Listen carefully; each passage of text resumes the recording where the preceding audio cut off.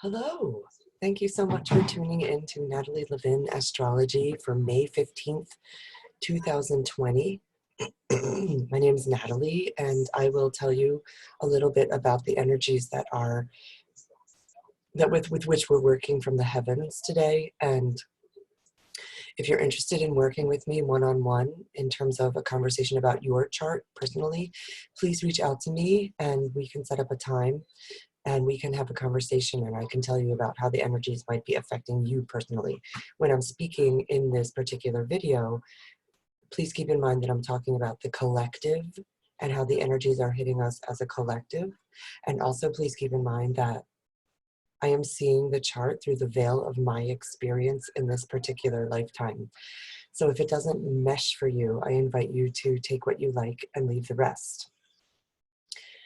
This week has been particularly, at least for me, outrageously heavy, and it felt like I was sitting in wet cement all week. And the reason, I'm hearing that from a lot of people, and the reason for that is we have had in this week alone 1, 2, 3 major planets becoming retrograde. Plus there's an asteroid in there named Sedna. I'm not going to even mention her. So when planets are retrograde in the heavens, they appear to be moving backwards. You probably have heard about this with Mercury retrograde, but we also this week had Saturn, Venus, and Jupiter all becoming retrograde. And what that also means is that when those planets, which are slower moving, Jupiter could fit 1,000 planet Earths inside it. Saturn is limits and structure and sobriety. Venus is love and things that we value. When we see those things coming up in the heavens and they're standing still, for us down here, it can feel incredibly slow, like someone has frozen you in stasis. I know for me, I really couldn't move much this week, and I'm hearing from others that they couldn't get out of bed. It's a very, very, and also a few weeks ago, actually, let me just tell you when, maybe it was in April 25th, Pluto became retrograde as well. So that's a lot of incredibly slow moving planets that are like, and they stop. And so now we all, as a collective, are feeling, as of today, the energy of, okay, now we're starting to go backwards. Here we go. But the standing still part, at least for me, has been, I felt it really physically, very slow, super low in my affect, feeling very depressed. So I'm wondering what that has been like for you. As of today, I feel like there's a little bit of we can take a little bit of a slightly bigger breath in that the moon is in Pisces, which feels it can feel very expansive. It can feel a little depressed as well, but it can tap into creativity. Mars is in Pisces. Mars is the planet of get up and go. So when he's in Pisces, one of my teachers, Jennifer Fox, who's an amazing astrologer, mentioned that she heard that when Mars is in Pisces, it can be really helpful Mars is the planet of action, is the planet of the warrior, the athlete. So when Mars is in Pisces, maybe Pisces being the spiritual connection that we have to all that is, to the ether, could you physicalize your connection to spirit?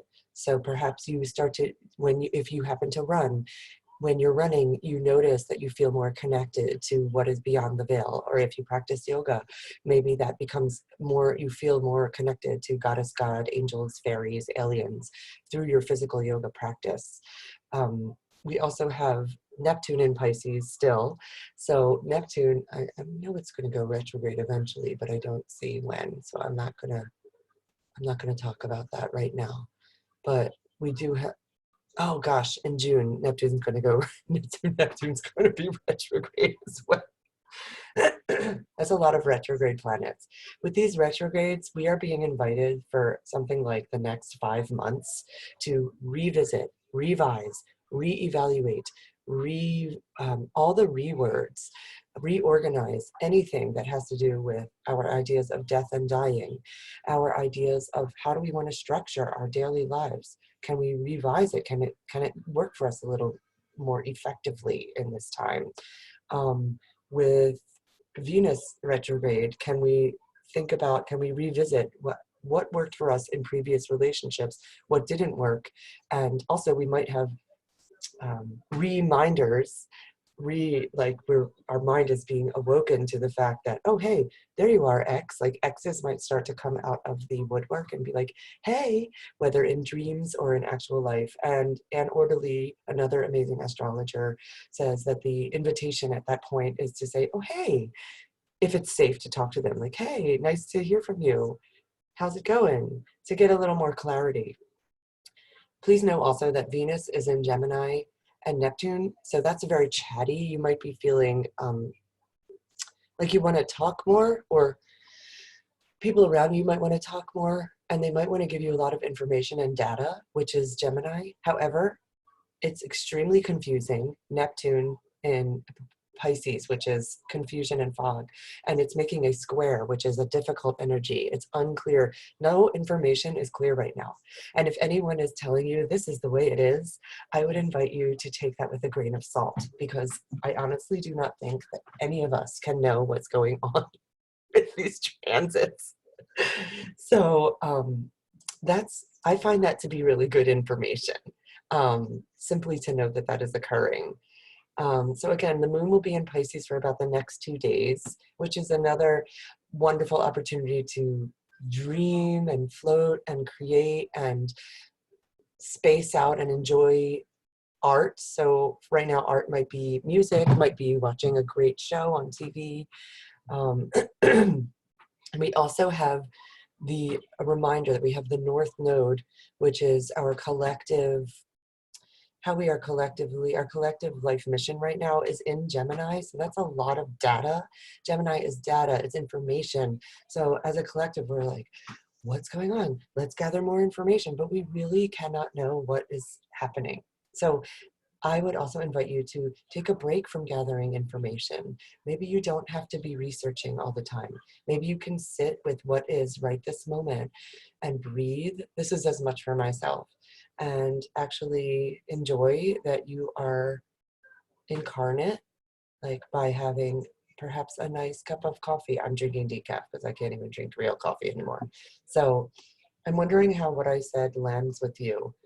And I'm thinking of you so much. And again, if you want to reach out and schedule a reading with me, please do. And if finances are a challenge, we can work something out. I'll put my email address underneath this YouTube video.